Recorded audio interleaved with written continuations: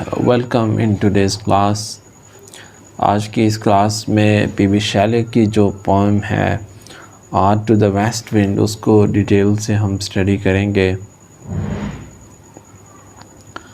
Art to the west wind, ode क्या चीज़ है? Ode is actually a form of lyrical poetry in which you praise or glorify an event on an individual with a particular structure, intellectually as well as emotionally। किसी event को, किसी वाक़े को glorify करें, बढ़ा चढ़ा के उसकी पूरी अज़मत के साथ उस चीज़ को बयान करें, उसकी शान व शौकत को बयान करें। किसी इंडिविजुअल पर भी ऑड हो सकता है, जैसे ode on the melancholy, ode on melancholy, ode on the Grecian urn John Keats का, ode to a nightingale John Keats का है। पी.बी. शैले का ode to the west wind है। ऑड जिस तरह अरबिक और पर्शियन लिटरेचर के अंदर भी और फ़ारसी अदब के अंदर कसीदे की टर्म यूज़ होती है, in the same way the term odd is used in English। Odd to the west wind, इस पोएम को लाइन बाय लाइन हम स्टडी करेंगे, एक एक वर्ड को। इसके अंदर इमेजरी बहुत कमाल यूज़ की गई है, उसको भी देखेंगे। And then we shall also see the explanation of each stanza, what Shelley wants to say. इसकी एक्सप्लेनेशन क्या है इस पोएम की। Students actually who are interested to study the textbooks of English literature, they find it very difficult to understand the language of Ode to the West Wind. Students actually have to wrestle with the words, as T.S. Eliot had said। T.S. Eliot ने जिस तरह से कहा था कि writers के बारे में, कुछ राइटिंग्स के बारे में, कि you have to make a wrestling with the words। बाज़ लफ्ज़ों को समझने के लिए उनसे रेसलिंग करना पड़ती है। So ode to the west wind पे स्टूडेंट्स की काफ़ी डिमांड थी कि इस पर बात की जाए। इसके टेक्स्ट को समझना डिफ़िकल्ट था इसकी, इसलिए वर्ड बाय वर्ड और लाइन बाय लाइन देखते हैं। अच्छा, waste wind is in autumns, autumn season है, ये माइंड में रखना है कि जहाँ वेस्ट विंड चलती है और हर चीज़ को तहोबाला करती है, दरख्तों के पत्ते झड़ रहे हैं, गिर रहे हैं, तूफ़ान आ रहे हैं, उस वेस्ट विंड की बात हो रही है। स्टार्ट में ही देखें, फर्स्ट वर्ड पी.बी. शैले ने क्या यूज़ किया। अच्छा, ये 1819 के अंदर ये पोएम लिखी गई है। फ्लोरेंस जो कि इटली का एक इलाका है, उसके करीब एक फॉरेस्ट जंगल है एक। 1819 में ख़िज़ां के मौसम में, ऑटम सीज़न के अंदर ये पोएम शैली ने लिखी।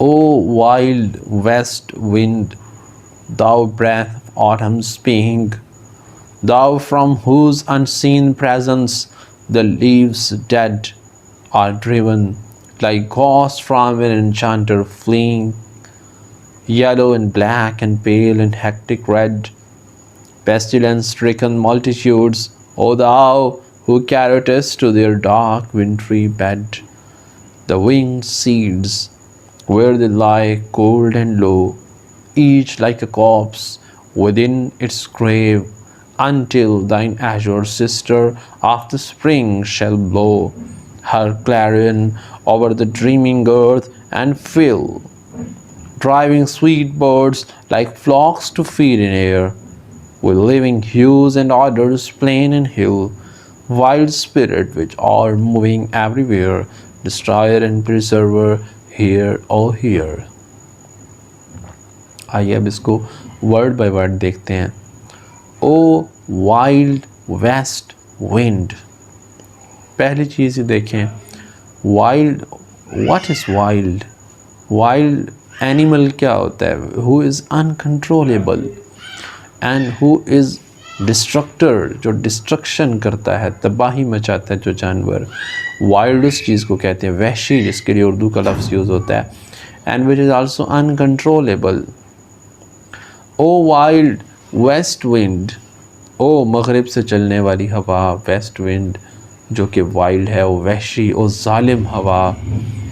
दाओ ब्रेथ ऑफ ऑटम्स बीइंग, लफ्ज़ बड़े खूबसूरत इसने यूज़ किए, ज़रा इन पर गौर कीजिएगा। दाओ ब्रेथ ऑफ ऑटम्स बीइंग, अब ये जो दो है ये असल में यू है।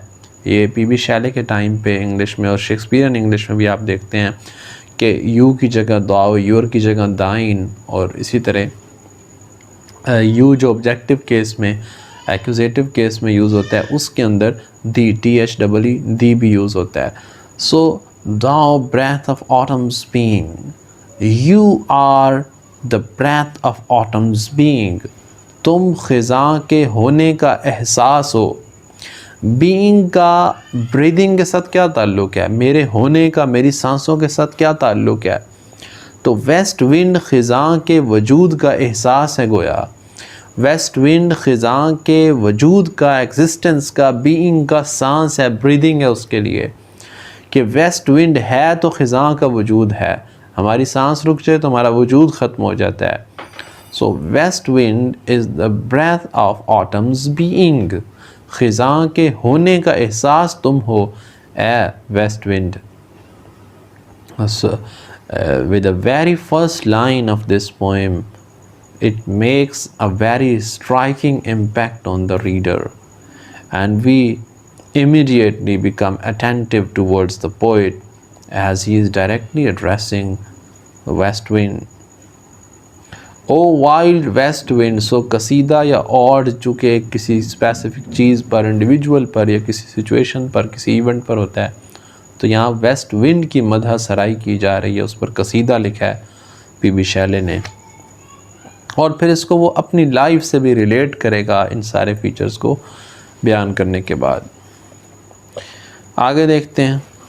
दाओ फ्रॉम हुज अनसीन प्रेजेंस, तुम वो हो जिसकी ना दिखाई देने वाली मौजूदगी। दाओ फ्रॉम हुज अनसीन प्रेजेंस, तुम वो हो जिसकी ना दिखाई देने वाली मौजूदगी से क्या होता है?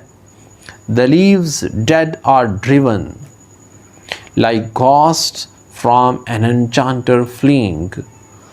The leaves dead are driven, मुर्दा पत्ते ले जाए जाते हैं, ड्राइव करके ले जाए जाते हैं। किस तरह से? Like ghosts from an enchanter fleeing. Enchanter mean जादूगर, ghost भूत वगैरह, and fleeing mean with a very fast speed to run away quickly.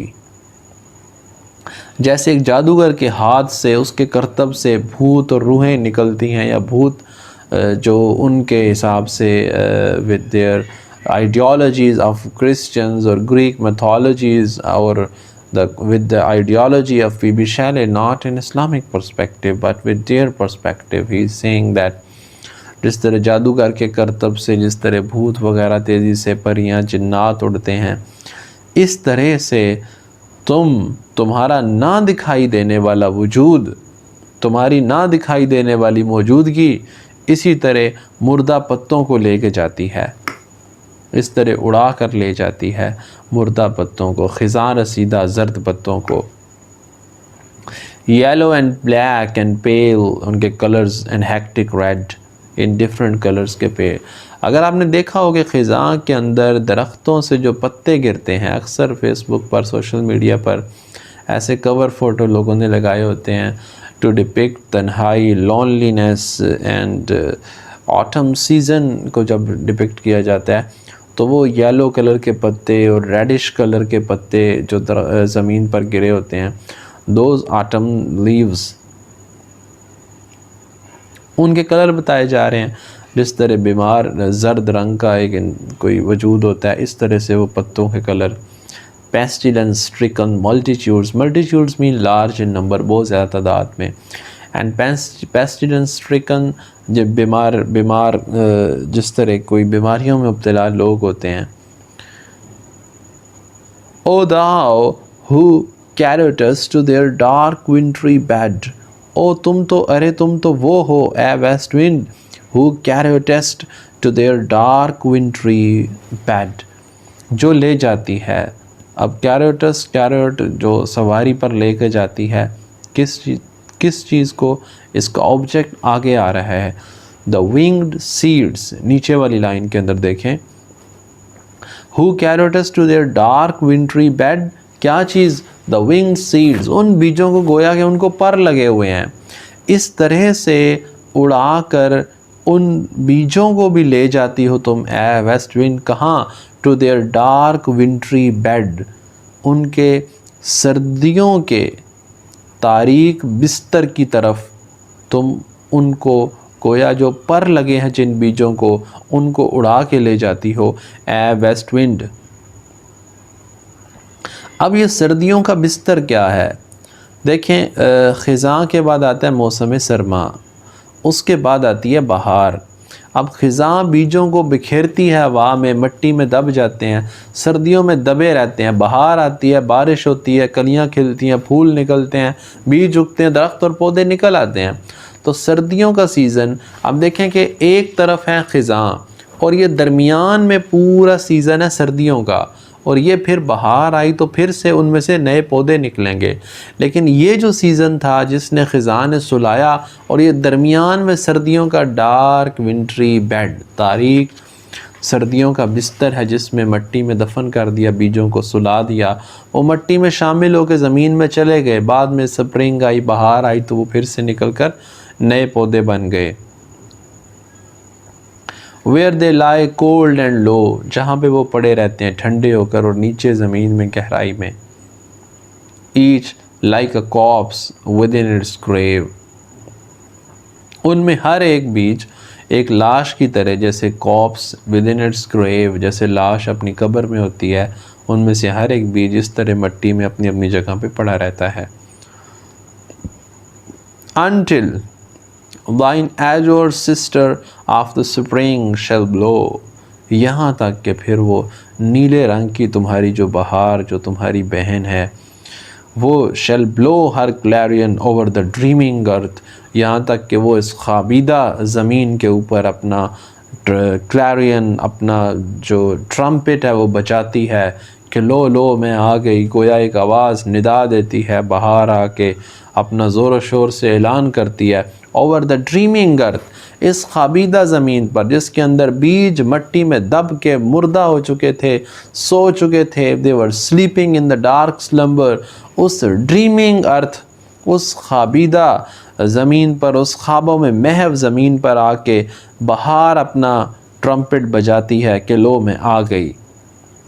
और बहार आके क्या करती है, बड़ी खूबसूरत और कमाल इमेजरी पीबी शाले ने यूज़ किया है, ज़रा देखिएगा।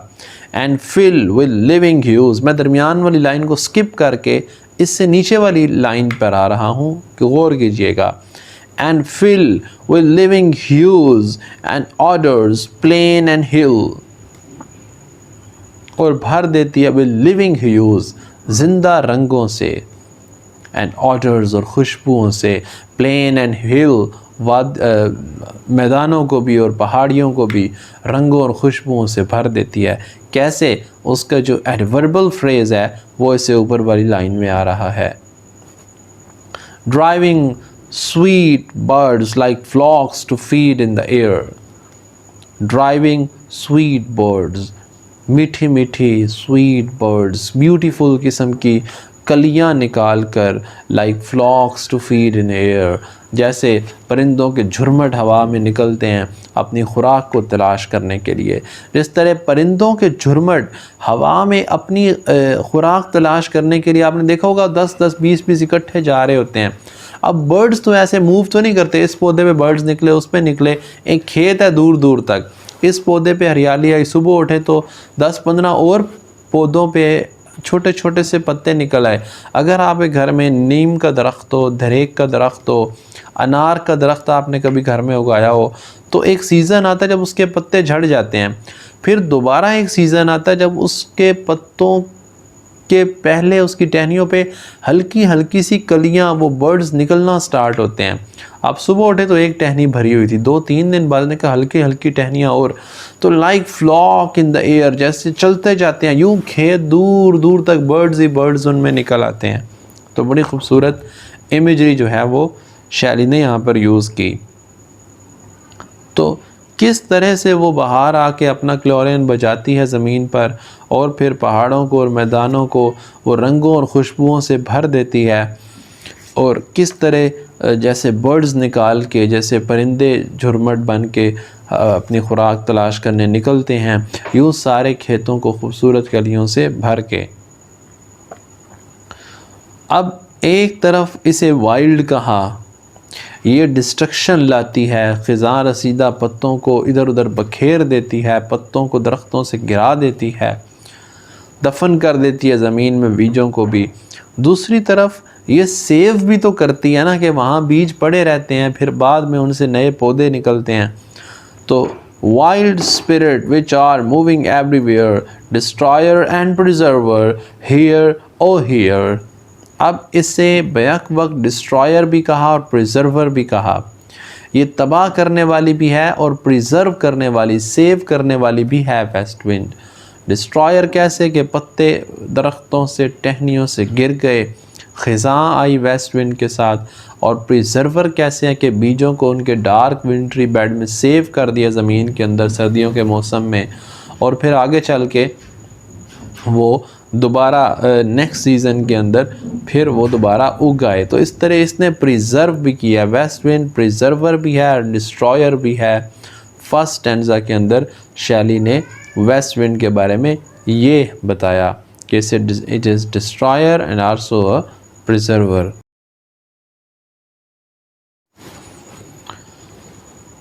अच्छा, इसके जो पार्ट 1 है या स्टैंजा 1, हम इसको अगर बना लें तो शायद ज़्यादा बेहतर है। फिर स्टैंजा 2 देखें, फिर थर्ड स्टैंजा देखें। तो पहले 3 स्टैंजा के अंदर शायरी ने क्या किया, वेस्ट विंड को, इस मगरिब से चलने वाली हवा को जो कि ऑटमनल विंड है, इसको पहले शायरी ने ये बताया कि ये ज़मीन के अंदर क्या करती है, मैदान के अंदर खुश्की पर क्या करती है, उस पर कैसे ये ख़िज़ां रसीदा पत्तों को उड़ा के ले जाती है, बीजों को ज़मीन में दफन करती है। सेकंड स्टैंजा के अंदर शैली ने जो बात बयान की वो तो था कि ज़मीन में, अब इसने बताया कि जब वेस्ट विंड आसमानों की बुलंदियों में जाती है, आसमानों में ये क्या करती है, ऊपर हाइट पे ये क्या करती है। Thou on whose stream mid the steep sky's commotion, loose clouds like earth's decaying leaves are shed। जिस तरह से ज़मीन पर दरख्त अपने पत्तों को बिखेर देते हैं वेस्ट विंड के दबाव में आके, वेस्ट विंड जब चलती है तो दरख्तों की शाखें हिलाकर उनसे पत्ते सारे गिरा देती है। यही west wind when it directs towards the sky, जब आसमानों की तरफ उड़ती है तो इसी तरह आसमान अपनी शाखों से बादलों को झंझोड़ के हिलाते हैं और बादल बरसना शुरू हो जाते हैं। इसी तरह आसमान अपने बादलों को बिखेर देता है जैसे अच्छा, अब यहाँ पर एक और चीज़ नेक्स्ट लाइन में इसको देखते हैं। Thou on whose stream, तुम वो हो वेस्ट विंड जिसके बहाव के अंदर, जिसके फ़्लो के अंदर, mid the steep sky's commotion, इस उमूदी आसमान का हंगामा, कमोशन, आसमानों में भी एक हंगामा आता है, और ये आसमानों का हंगामा क्या करता है, इसके बहाव में आके वेस्ट विंड के लूज क्लाउड्स अपने बादलों को बखेर देता है हर तरफ।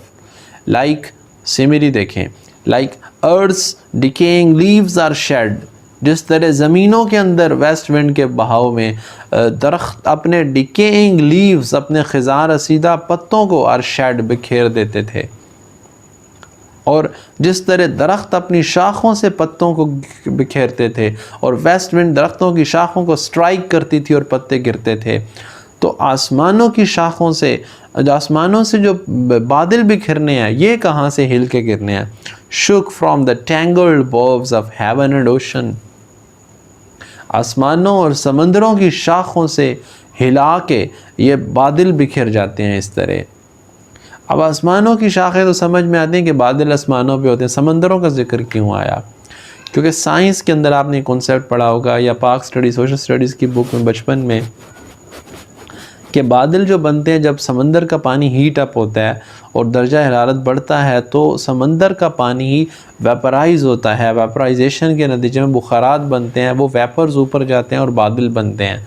सो बादल बनने का अमल, इसमें समंदरों की भी पार्टिसिपेशन शामिल है, कंट्रीब्यूशन है। सो इसलिए उसने कहा कि समंदरों और आसमानों, shook from the tangle boughs of heaven and ocean, उनकी शाखों को हिला के आसमानों का हंगामा अपने बादलों को यूं ही बखेर देता है जैसे ज़मीन पर वेस्ट विंड के बहाव में दरख्त अपनी शाखों को हिला के पत्ते बखेर देते हैं। Angels of rain and lightning, there are spread on the blue surface of thine airy surge, like the bright hair uplifted from the head of some fierce Maenad. Maenad ये ग्रीक मैथोलॉजीज़, जो ओल्ड मैथोलॉजीज़ हैं, उनके यहाँ किसी खातून का concept है, उसका मुजस्मा कि उसके बड़े बड़े बाल होते हैं जो आसमानों की हाइट तक ऊपर को उठे होते हैं। Angels of rain and lightning, सारे जो फरिश्ते बारिश के और लाइटनिंग के हैं। There are spread on the blue surface of thine airy surge, तुम्हारी ये जो हवाई लहरें हैं, अब लहरें हवा की भी एक लहरें हैं, हवा की भी लेयर्स हैं। There are layers in the west wind, और उसकी लहरों के अंदर वो फैल जाते हैं गोया वो फरिश्ते। This is not Islamic concept, this is the concept of P B. Shelley, so we much distinguish between his theories and our own ideology. ये उसकी इमेजिनेशन है, उसकी पोइटिक कॉन्सेप्ट है। ओके, सो वो फैल जाते हैं। किस तरह वो ज़मीन से आसमान के दरमियान मुअल्लक हो जाते हैं, फैल जाते हैं। Like the bright hair uplifted from the head of some fierce maenad, जैसे किसी उस मुजस्मे, उस खातून के बाल, उसकी जुल्फ़ें ऊपर को उठी हों, आसमान की हाइट की तरफ यूं लटक जाते हैं फ़िज़ा में। Even from the dim verge of the horizon to the zenith height, जो उफ़क़ के किनारे से लेकर ऊपर सुरैया की बुलंदी तक वो पूरी इस कायनात में फैल जाते हैं। क्या चीज़ें? The locks of the approaching storm, आने वाले तूफ़ान की जुल्फ़ें गोया यूं फैल जाती हैं। Thou dirge of the dying year, तुम इस मरते हुए साल का नोहा हो। वर्ज, डर्ज मीन नोहा, thou mean you, of the dying year mean the ending year, ये साल जो एंड होने को जा रहा है, तुम इसका नोहा हो, तुम इसका मातमी या इसके गम की एक पुकार हो। कौन सा dying year? To which this closing night will be the dome of a vast sepulchre, वो डाइंग ईयर, वो मरता हुआ साल जिसके लिए आज की जो क्लोजिंग नाइट है, आज की आखिरी रात, उसके लिए ऐसे है जैसे एक वसी मकबरे के ऊपर उसका गुंबद यूं क्लोज कर देगी आज की नाइट। सारी जो सिमिलीज शैली ने बांधी है, जो इमेजरी यूज़ किया है, that's extraordinary in literary point of view. Vaulted with all thy congregated might, vaulted मेहराब, गुंबद।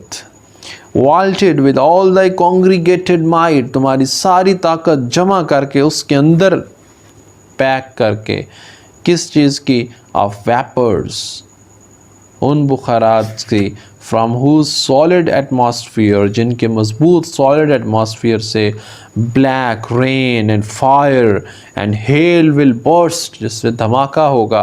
किस चीज़ का? काली बारिश और आग और ओले पड़ेंगे। विल बस्ट ओ हियर, ओ सुनो।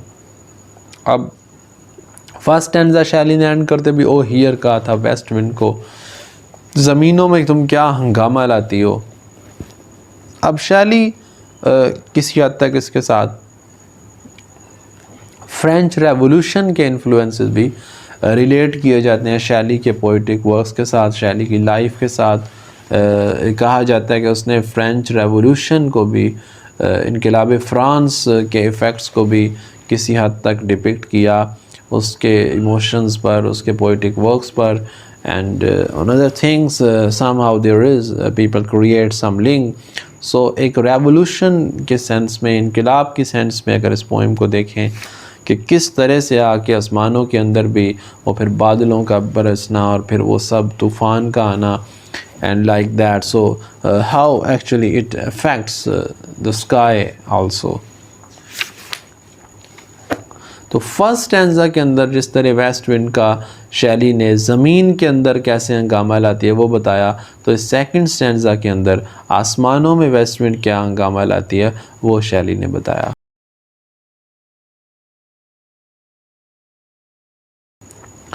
अब थर्ड स्टैंजा जो शैली ने लिखा उसके अंदर भी शैली ने इस पोइम इस वेस्ट विंड के इफ़ेक्ट जो समंदरों के अंदर क्या हैं, फर्स्ट स्टैंजा के अंदर what was it's effect on earth, second stanza के अंदर what was it's effect on the sky, आसमानों की बुलंदियों में वेस्ट विंड क्या करती है, और थर्ड स्टैंजा के अंदर शायरी ने बताया कि वेस्ट विंड सिर्फ खुश्की पर नहीं, आसमानों पर नहीं, ये समंदरों की तहों में भी वेस्ट विंड अपना इफ़ेक्ट छोड़ती है। कैसे? और अगर आप वर्ल्ड मैप को देखें, we have two big oceans, Mediterranean sea and Atlantic ocean, और इन दोनों समंदरों को शैली ने इस पोइम के अंदर जिक्र किया। Thou who didst waken from his summer dreams the blue Mediterranean, तुम वो हो जिसने उसको उसके गर्मी मौसम गर्मा के ख्वाबों से जगाया, द ब्लू मेडिट्रेनियन, नीले मेडिट्रेनियन को। अब ख़िज़ां से पीछे गर्मियों का मौसम गुजरा है, अब गर्मियों की खामोशी और वह खुश्कपन,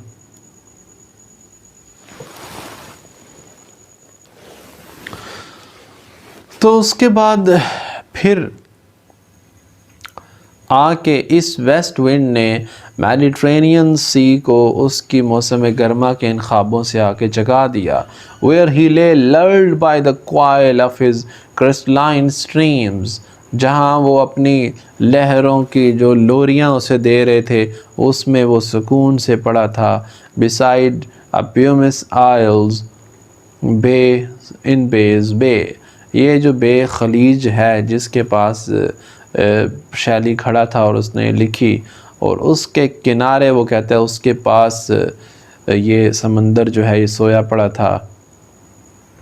and saw in sleep old palaces and towers quivering within the wave's intenser day, उन लहरों की शिद्दत के अंदर जो कांप रहे थे, इसने नींद में देखे बड़े बड़े महलात और बड़े बड़े टावर्स। अब इसकी एक तोज़ी तो ये बयान की जा सकती है कि इससे मुराद ये है कि बड़े बड़े टावर्स और जो बिल्डिंग्स हैं जिनका समंदर के अंदर अक्स पड़ता है, तो वो लहरों के अंदर यूँ कांपता हुआ जब लहरें उठती हैं तो पानी मूव करता है, तो उसके अंदर वो गोया जो बिल्डिंग्स वगैरह जिनका रिफ्लेक्शन और अक्स पड़ रहा है वो कांपती हुई दिखती हैं। तो एक तो इसका ये मफ़हूम हो सकता है। इसके अलावा there can be many other interpretations as well. You can also share your interpretation with us in the comment section below. आप नीचे कमेंट्स के अंदर इस वीडियो पर अपने व्यूज़ और कॉन्सेप्ट भी, इंटरप्रिटेशंस भी दे सकते हैं, because in these literary works everyone has a right to give his or her opinion. Okay, all overgrown with azure moss and flowers, so sweet the sense faints picturing them. All overgrown, और वो सारे जिन पर नीचे वो moss उगी हुई है और फूल उगे हुए हैं कि उनको सोचना और पिक्चरिंग दैम, उनका नक्शा जहन में बनाना भी बड़ा स्वीट इन ह्यूमन सेंसेस को फील होता है। Thou for whose path the Atlantic, अब ये था कि मेडिट्रेनियन सी को भी तुम जाके जगा देते हो, और आगे आ रहा है कि अटलांटिक जो ओशन है, Thou for whose path, जिसके रास्ते में the Atlantic's level paths cleave themselves into chasm, तुम्हारे रास्ते में जब अटलांटिक ओशन आता है और तुमने गुजरना होता है वेस्ट विंड, तो अटलांटिक ओशन अपनी पावर को और अपने सारे पानी के उस ताकत को टुकड़ों में काट के रख देता है, रास्ते बना देता है कि वेस्ट विंड आ रही है और पानी हिस्सों में बट जाता है, काट कर अलग रख करके रख देना होता है, cleave. So it cleaves itself into charge into parts for you to come and cross, while far below the sea blooms and the oozy woods, which wear the sapless foliage of the ocean, और नीचे समंदर की तहों में वो कमज़ोर पत्तों वाले जन्ने मुन्ने जो पौधे होते हैं, know thy voice, वो भी तुम्हारी आवाज़ को जानते हैं, know thy voice, and suddenly grow grey with fear, और वो अचानक से खौफ के साथ ग्रे हो जाते हैं, मुरझा जाते हैं वो भी। अब ग्रो ग्रे विद फियर में देखें कि रा साउंड जो है वो कितनी दफ़ा रिपीट हो रहा है इसके अंदर, and this is the beauty, this is the phonetic beauty, और at the beauty at the sound level in Shelley's poetry. Grow grey with fear and tremble and despoil themselves, और वो कांप जाते हैं तुम्हारी आवाज़ सुन के, समंदर की तहों में पौधे, and despoil themselves. Oh, hear, O son of west wind.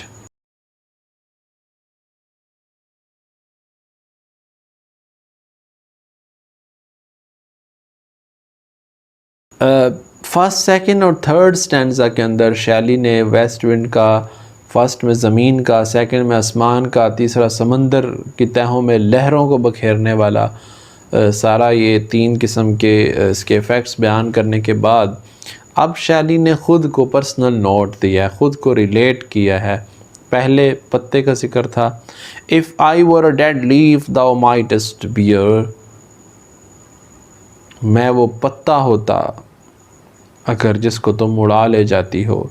If I were a swift cloud to fly with thee, अगर मैं वो बादल होता जो तुम्हारे साथ उड़ता है। A wave to pan beneath thy power and share the impulse of thy strength, only less free than thou. A wave to pan beneath thy power, और मैं भी तुम्हारी ताकत, तुम्हारे ज़ेरे असर उन लहरों की तरह बिखरता, and share the impulse of thy strength, और मैं भी तुम्हारी पावर को शेयर करता, only less free than thou, सिर्फ तब only less free than thou, और मैं भी तुमसे कम ही फ्री था, only less free than thou, तुमसे कम free. O uncontrollable, O west wind, that is not controllable, that is wild, जो कि कंट्रोल नहीं की जा सकती। If even I were as in my boyhood, अगर मैं वैसा होता जैसा मैं अपने लड़कापन में बॉयहुड में था। So I had so many energies, I was full of all human energies, but the responsibilities of human life and crushing pressure and tribulations and events of human life has crushed me badly. If even I was as in my boyhood and could be the comrade of thy wanderings over heaven, और तुम जो आसमानों में आवारा फिरती हो west wind, तुम्हारी wanderings में मैं तुम्हारा comrade बनता, तुम्हारा साथी बनता। As then when to outstrip thy skied speed scarce seemed a vision. As then, लेकिन फिर जब कि मुझे तुम्हारे साथ आसमानी हवाओं में उड़ना scarce seemed a vision, एक ख्वाब ही दिखाई देता है। I would never have striven as thus with thee in prayer in my sore need. तो मैं अपने मुश्किल वक्त में तुम्हें पुकारता हूँ। अब आगे जो 4 लाइन्स आ रही हैं, most beautiful, most important line of this poem, इनको ज़रूर नोट डाउन कर लीजिए इन लाइन्स को। अगर नेक्स्ट स्टैंजा लास्ट स्टैंजा ना पढ़ें तो इसके अंदर कम्प्लीटली होपलेसनेस नज़र आती है। ऐसे लगता है कि शैली एस्केपिस्ट लिटरेचर लिख रहा है, एस्केप चाहता है रिस्पॉन्सिबिलिटी से, एंड कम्प्लीट डिसअपॉइंटमेंट लगती है। तो यहाँ से एक रेवोल्यूशनरी पोएम नहीं लगती ये इस स्टैंजा की इन लाइन से, जब तक नेक्स्ट स्टैंजा को ना पढ़ें। लेकिन इन लाइन्स में शैली ने कहा क्या, आइए इसको देखते हैं। Oh, lift me as a wave, a leaf, a cloud. I fall upon the thorns of life, I bleed. A heavy weight of ours has chained and bowed one too like thee, tameless and swift and proud. Oh, lift me as a wave, a leaf, a cloud. Oh, west wind, जैसे तो दरख्तों के पत्तों को उठाती है, जैसे तो समंदरों की लहरों को उठाती है, जैसे आसमानों के बादलों को उठाती है। तीन चीज़ें जो पीछे बयान हो चुकी, उस बादल की तरह, उस पत्ते की तरह, उस समंदर की लहर की तरह मुझे भी उठाओ। I fall upon the thorns of life, I bleed. मैं ज़िंदगी के कांटों पे घिरा पड़ा हूँ और मेरे जिस्म से खून टपक रहा है। अब ये ज़िंदगी के थॉर्न्स ऑफ लाइफ क्या हैं? These are actually the responsibilities of life, the events of life, the troubles of life, because life is full of many troubles. ज़िंदगी ज़िंदगी की गाड़ी मुश्किलात के पहियों पर ही चलती है। किसी दाना का बड़ा खूबसूरत कौल जो मुझे बड़ा अच्छा लगा कि ज़िंदगी की गाड़ी मुश्किलात के पहियों पर ही चलती है। These are the realities of life. अब इस लाइन से ये लगता है कि शैली गोया उनसे भाग रहा है, कह रहा है मैं गिरा पड़ा हूँ और मेरा ज़ख्मों से लहू टपक रहा है और ज़िंदगी ने मुझे बिल्कुल जो है वो गम और दुखों के अंदर गोया डूबा हुआ है और कह रहा है कि आके मुझे उठा लो। अ हैवी वेट ऑफ ऑर्स, लम्हों का, सालों का, ज़िंदगी के लंबे सफ़रों के बोझ ने बांध के रख दिया है, थका के रख दिया है। हैज़ चेन्ड एंड बाउड, झुका के रख दिया है। किसको? One too like thee, tameless, swift and proud, जो बिल्कुल तुम्हारी तरह ना झुकने वाला, मजबूत और बड़ा सेल्फ कॉन्फिडेंट किस्म का, प्राउड किस्म का आदमी था, तुम्हारी तरह पावरफुल। उसको ज़िंदगी के हालात ने, मसाइब ने, आलाम ने, आजमाइशों ने बिल्कुल झुका के और बांध के रख दिया है। मैं उस तरह आज़ाद उड़ नहीं सकता। इस स्टैंज़ा के अंदर रिलेट किया है अब तक जितनी नरेशन थी उसके साथ शायरी ने अपनी लाइफ के अंदर। सो हेयर वेरी सिंपैथेटिक किस्म का एक नक्शा मिलता है कि शायरी should be sympathised here, but in the next stanza ही टर्न्स अ लिटिल बिट। अच्छा, लास्ट स्टैंज़ा जो बीबी शैले की poem ode to the west wind का, दैट इज़ वेरी इंपॉर्टेंट। अब देखें, उसने पहले कहा कि ज़ख्मों से खून टपक रहा है, टुकड़े टुकड़े जिस्म के होया पड़ा है। Make me thy lyre even as the forest is. अब लेयर एक म्यूज़िकल इंस्ट्रूमेंट है जिससे लिरिकल पोइट्री का नाम भी इसी म्यूज़िकल इंस्ट्रूमेंट से निकला है।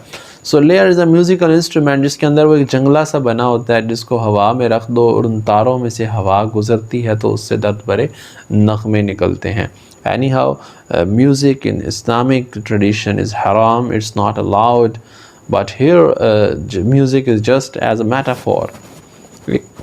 इस्तिआरे के तौर पे जिस तरह रूमी ने इस्तेमाल किया, बिशनु अज ने चू हिकायत मी कुनद वज़ जुदाई हा शिकायत मी कुनद सीन ख़्वाहम शरह शरह अस फिराक ताबिगोयम शरह दर्द Ishtiyaq. Just like that, Rumi layered this musical instrument is just a metaphor here.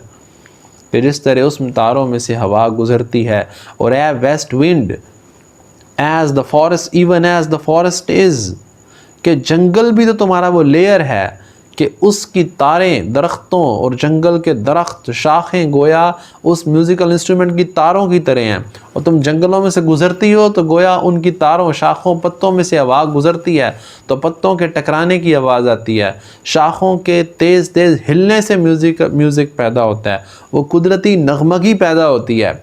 इसी तरह मुझे भी अपना लेयर बना लो कि मेरे अंदर भी ज़ख्म है, मेरे अंदर भी तारे हैं, उनमें से तुम्हारा तूफ़ानी हवा गुज़रेगी तो इधर से भी वो दर्द भरे नगमे निकलेंगे। What if my leaves are falling like its own? क्या हुआ अगर मेरे पत्ते झड़ चुके?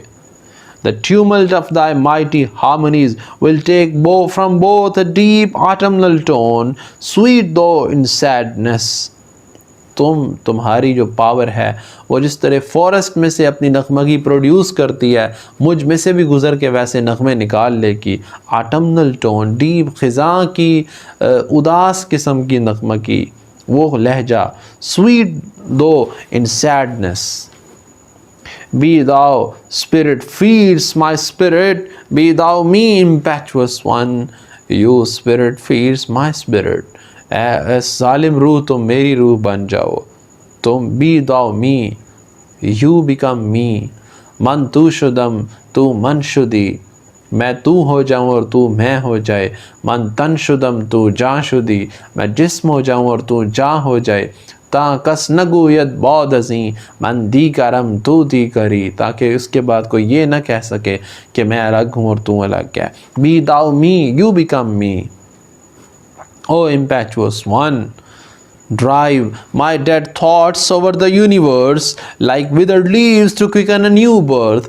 जिस तरह मुर्दा पत्तों को तुम बखेर देती हो एक नई बर्थ देने के लिए, एक नई ज़िंदगी ताकि उनसे प्रोड्यूस हो, उन्हें लेकर जाती हो, इसी तरह drive my dead thoughts over the universe, इसी तरह इस कायनात के ऊपर मेरे डेड थाट्स को, इन मुर्दा ख्यालात को, इन टूटे हुए ख्यालात को, इन ख़िज़ा रसीदा ख्यालात को पूरी कायनात तक, पूरी दुनिया तक पहुँचा दो, जिस तरह तुम मुर्दा पत्तों को उड़ा के ले जाती हो। To quicken a new birth, कि उनसे फिर एक नई पैदाइश जन्म लेती है, उनसे कुछ नया बॉर्न होता है, कुछ नया क्रिएट होता है।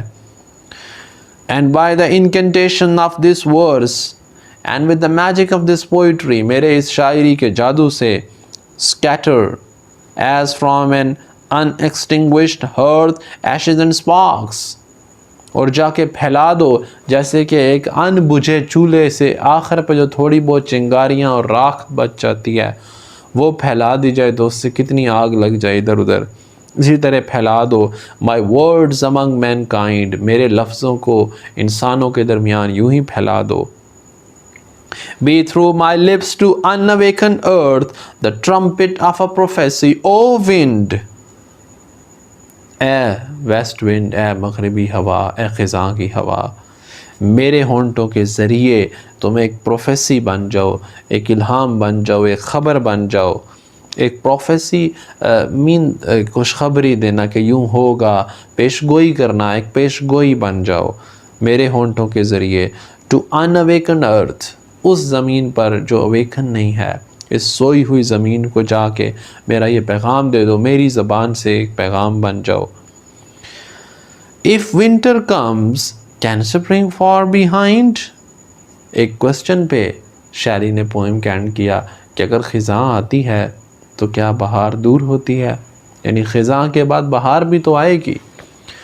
अगर उस्मानियों पर कोहे गम टूटा तो क्या गम कि खूने सद हज़ार अंजुम से होती है सहर पैदा, कि एक डिस्ट्रक्शन के बाद कंस्ट्रक्शन होती है, तामीर से पहले तखरीब ज़रूरी है, एक डिस्ट्रक्शन के बाद फिर कंस्ट्रक्शन होगी।